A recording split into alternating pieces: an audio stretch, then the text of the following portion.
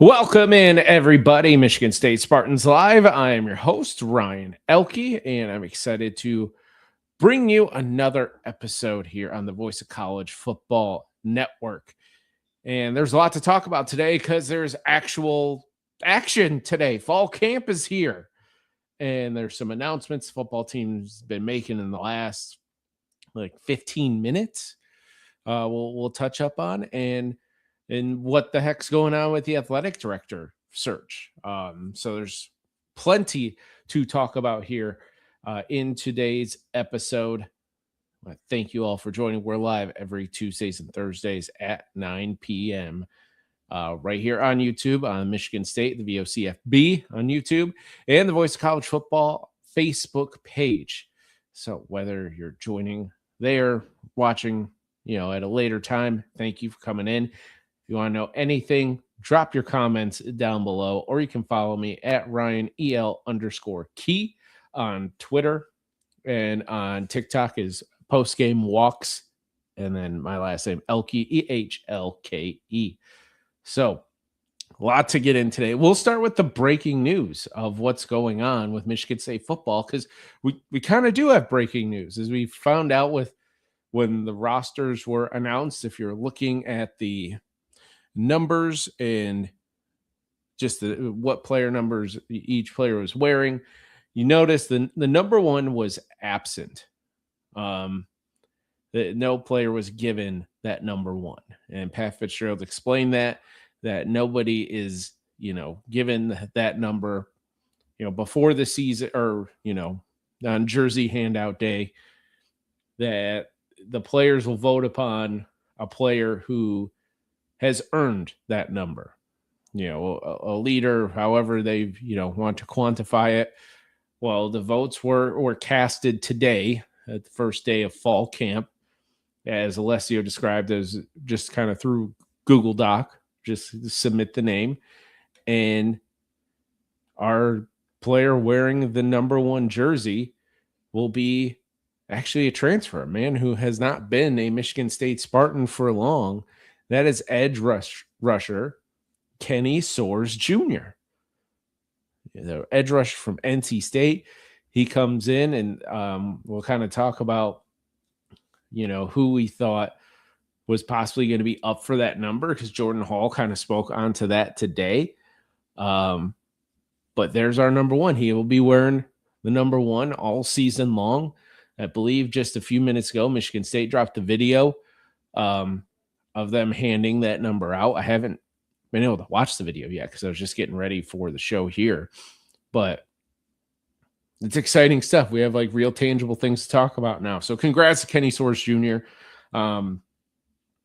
To see a transfer come in and kind of get the respect of the teammates here, especially when there are some, beloved players that did hang with this team through the coaching change. To see Soares come in and at that position, our edge rusher, it's a good thing to see. Let me turn some lights on here. It's a little dark. I forgot to pop those on right before the show started.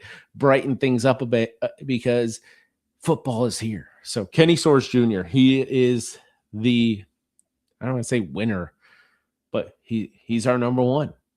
So it's exciting to hear. So it was first day of fall camp.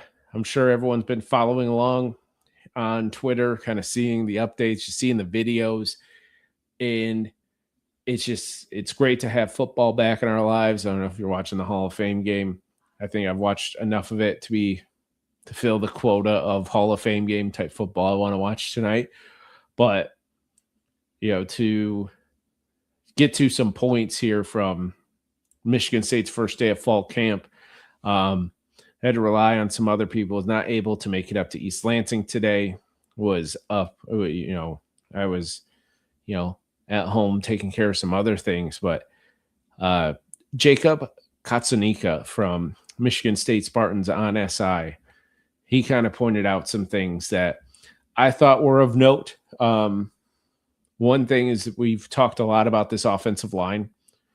We talked about Ben Morawski transfer in. We have Fraley.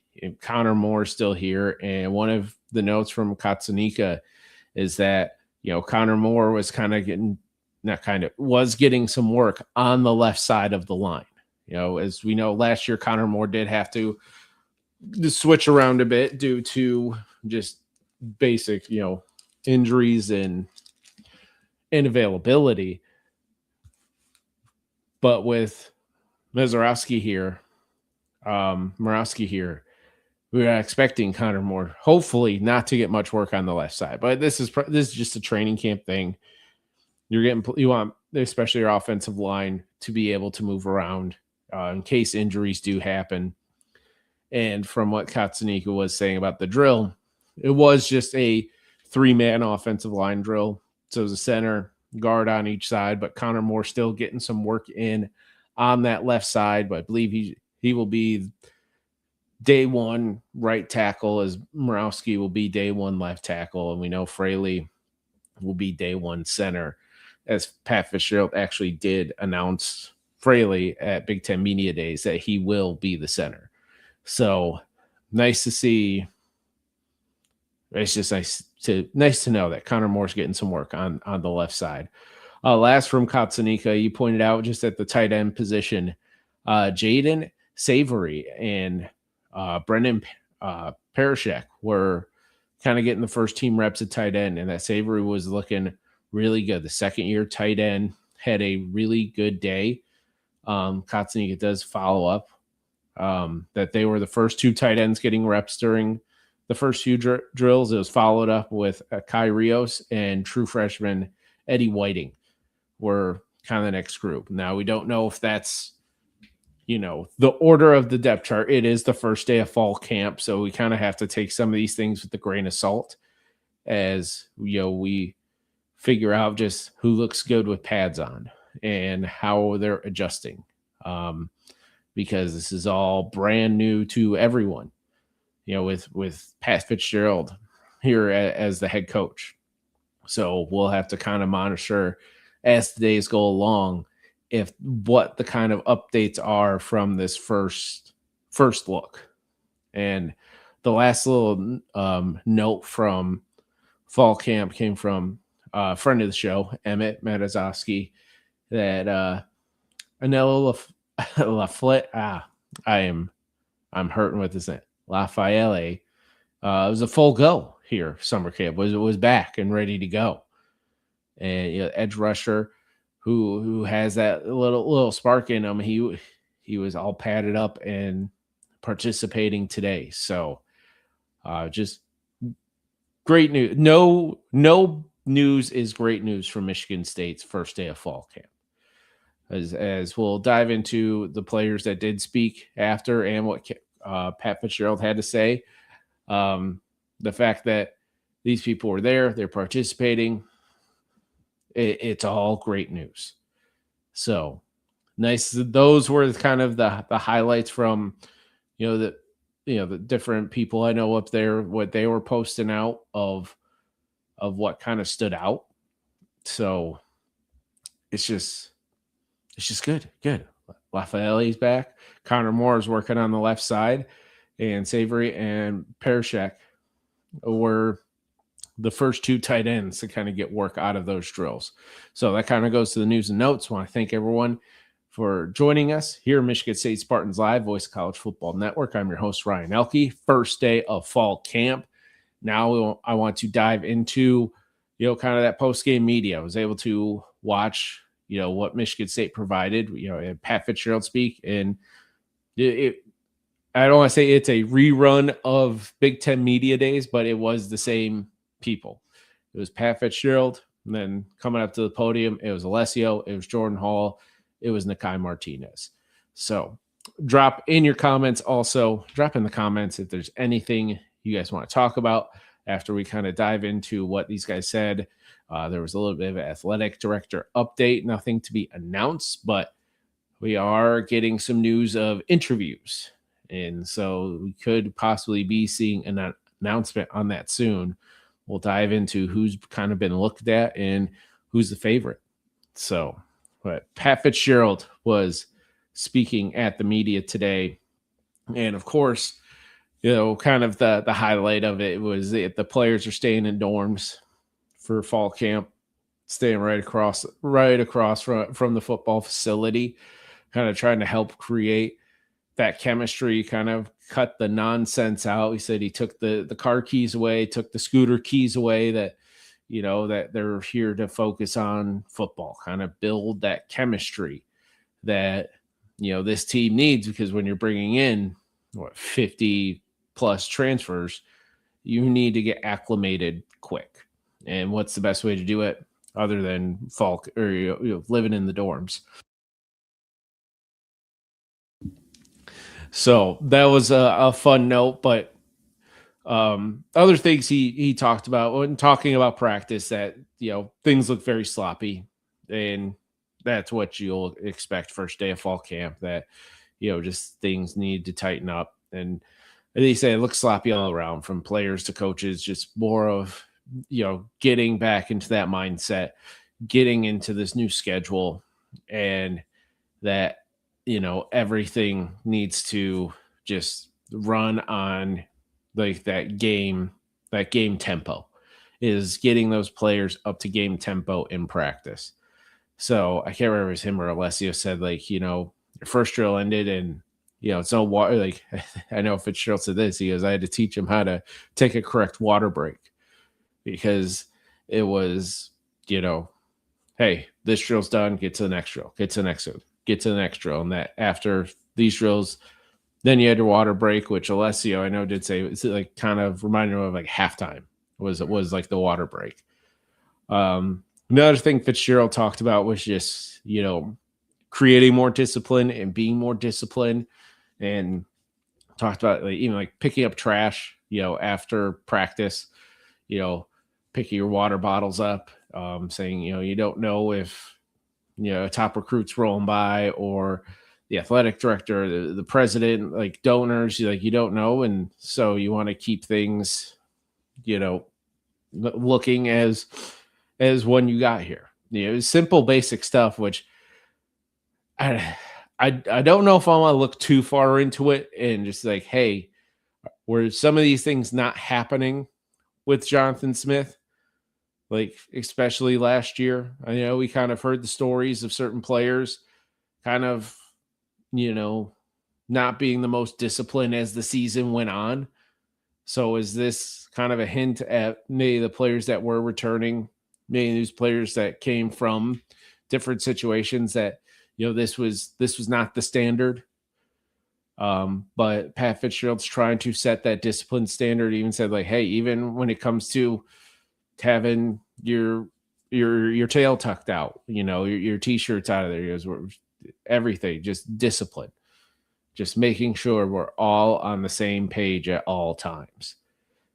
And I think it just comes back to maybe the lack of accountability we've seen from the head of this program for 4 years with the last two coaches, where it's just kind of a breath of fresh air, where it's just, the head coach just talking about, discipline and accountability, and kind of just maybe reminds us of what college sports are, is that these are young adults, and we are trying to teach them these ways so that when they go out into the world, like to be the better people that they were than before they got here. So maybe it's just the throwback to that, because everything we've heard from, college athletics last few years just been so transactional, that old time football speak of just, hey, pick up your garbage, get to here on time. We're staying in dorms, we're taking away car keys, so that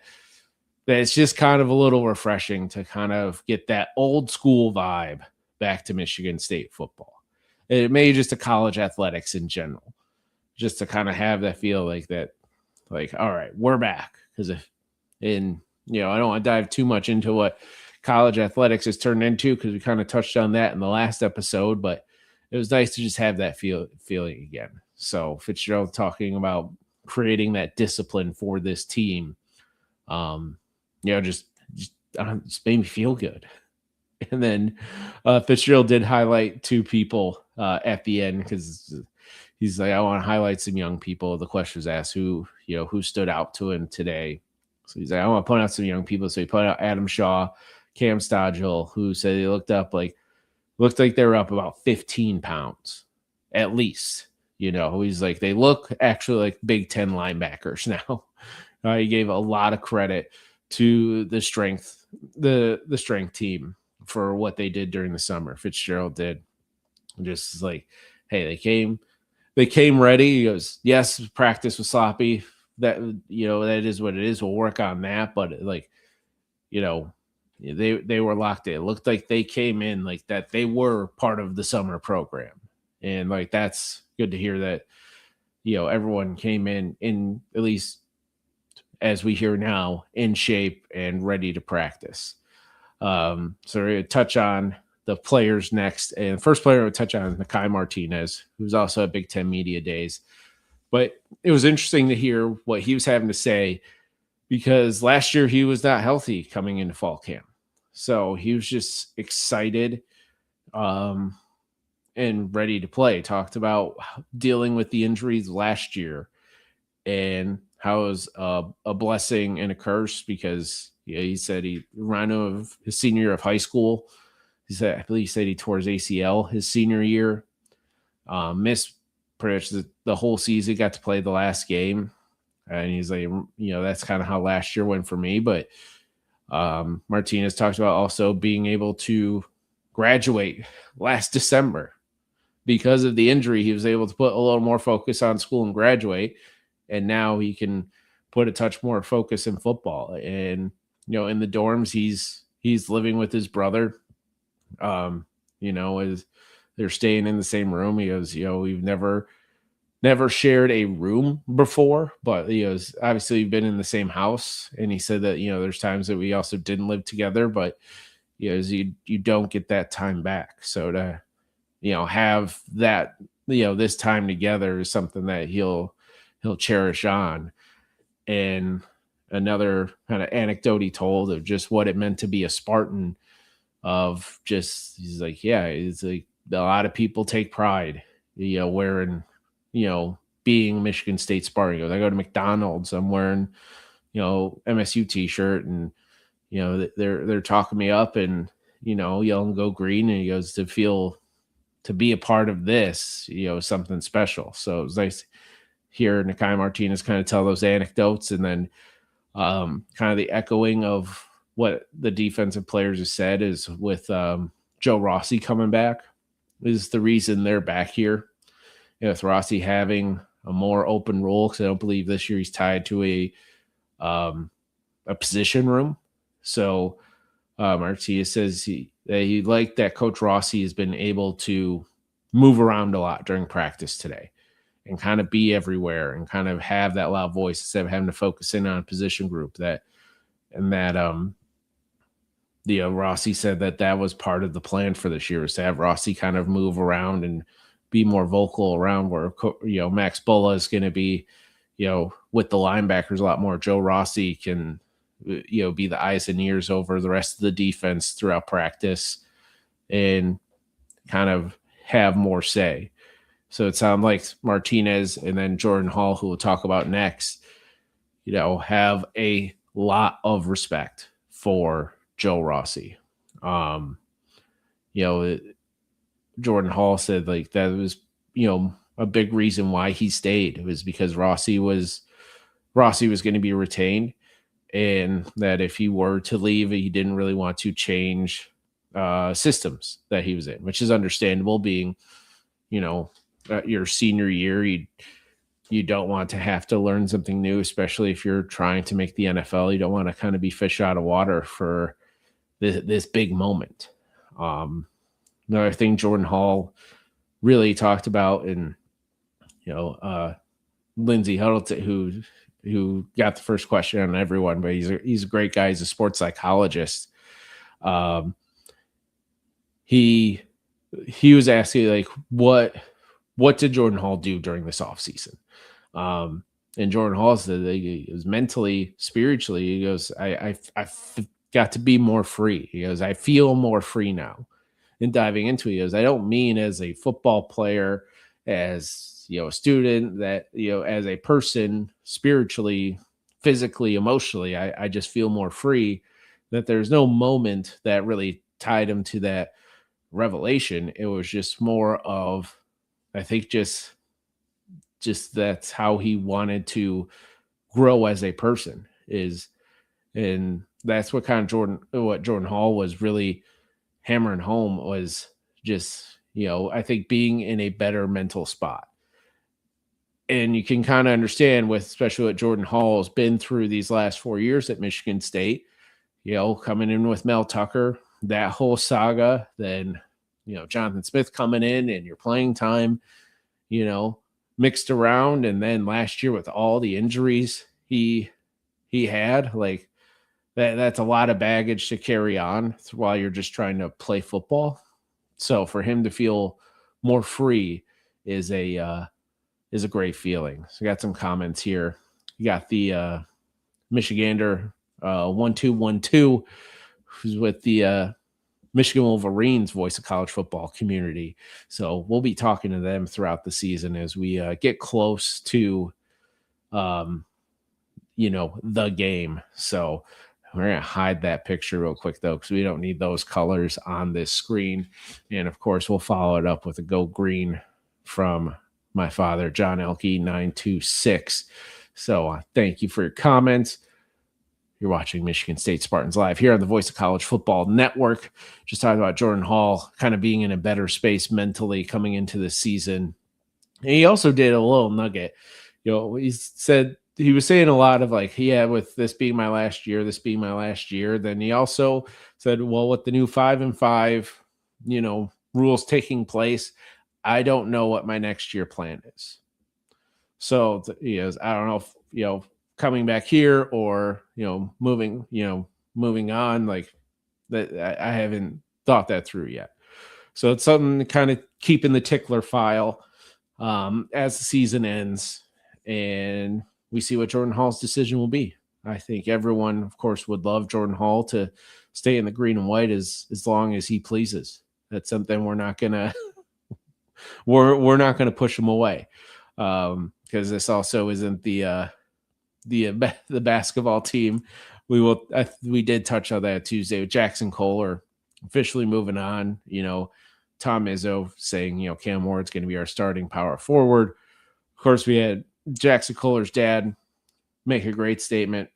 Jeff Kohler, great person, great follow on Twitter. He's at Trading Addicts, but he was like, "Hey, like this, this is a great thing. We had our time here. We loved our time, and it's time for that next group of kids to come in and have their story. There's no ill will. That's just how the timing of things worked out, and we still don't even know how that's happening with."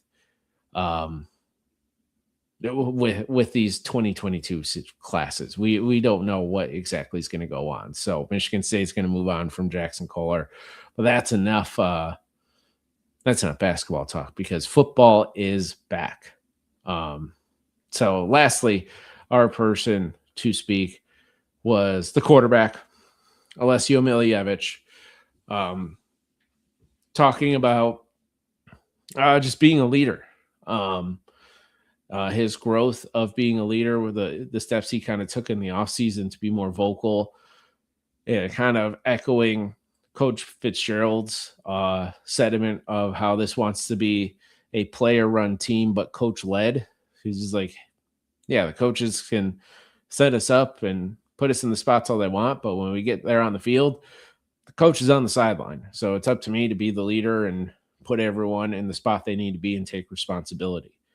And there's a question, I believe it was Graham Couch that asked it, about looking back on his performances last year and what he could take away from those performances, especially, coming in relief of someone or taking over a position to where now being the guy. And Alessio just, he wanted to get bigger, faster, stronger, making quicker reads, have better timing.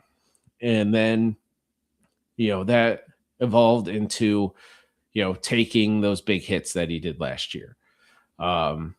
He took a lot of them, and he did have the second highest rated passer rating of quarterbacks under pressure in the Big Ten. But Alessio said, like, kind of being a pocket passer that kind of comes with the territory.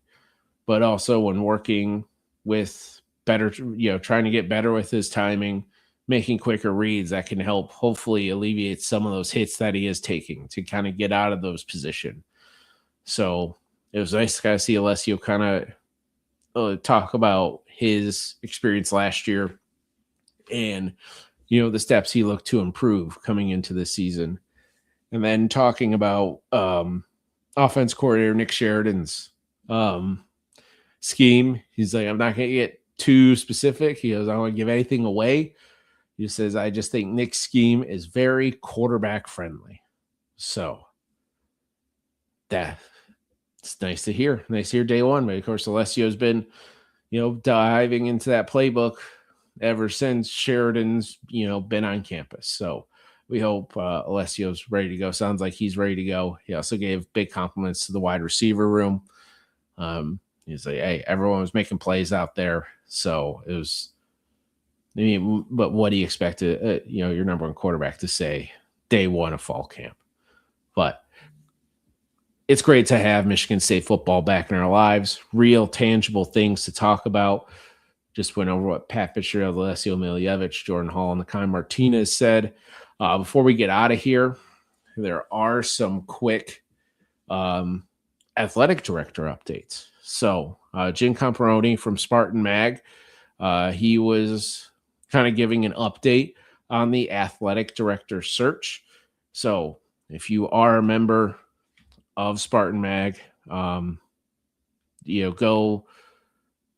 take a look at his article, because there are some things that he touches on of, who's been called, who's favorite, all of that. We'll touch on just people that have been contacted.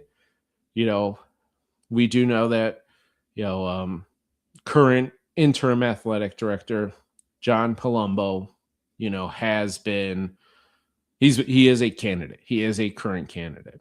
So, his President Gusowitz said that on Stout on Sports way back in July, that Palumbo is a candidate. So I believe he is a strong candidate to get this job. Other people to, I believe, get some interviews. Spartan Mag has learned that former Michigan State football player and athletic administrator Ashton Henderson has interviewed for the job. He served as a deputy athletic director under Alan Haller from until 2025. So he's someone who has been looked at for the Michigan State athletic director job. Tom Dieters, founder of Charitable Gift America and formerly the founder and overseer of This Is Sparta Collective. According to Spartan Mag, he received a call from Turnkey ZRG, which is the search firm that has been working with Michigan State on the athletic director position. So those are 3 candidates for the job. I'm kind of leaving out this last one on purpose, but we'll dive into him quickly. The probably top candidate, Western Michigan athletic director Dan Bartholome. I will learn to pronounce that last name. Current Western Michigan AD is likely the top candidate for the job. According to Spartan Mag, he has been interviewed. And according to Jim Camperoni and Spartan Mag, that it's between Western Michigan's AD and John Palumbo. Those look to be the top 2 candidates for Michigan State athletic director.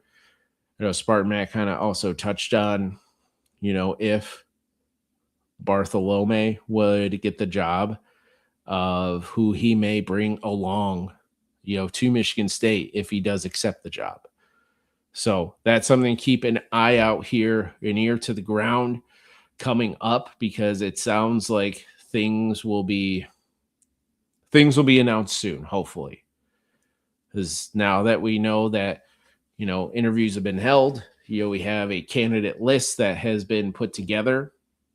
and that there are, kind of some favorites and, some check-ins with other people that this should hopefully move quickly. So, yeah, I think that's it for today. We got to touch on the AD, we got to touch on actual football things. Want to thank, Jacob Katsunika of Michigan State Spartans on SI as I, talked about some of the work he did when he was up there in East Lansing. Emmett Matazovsky, when some of what he was able to see, friend of the show, while he was up at Spartan practice in Spartan Mag for, seeing what they had about the athletic director search. So we'll be back Tuesday, 9 p.m. We'll see what happens this weekend with Michigan State in their fall camp, see if there's any big news or notes. But now we have real football to talk about. And maybe by next Tuesday, maybe there will be an athletic director. We'll see. So I want to thank everyone who has watched today. I want to thank you all for tuning in. We'll be back Tuesday, 9 p.m., Michigan State Spartans live right here on the Voice of College Football Network. And go Green.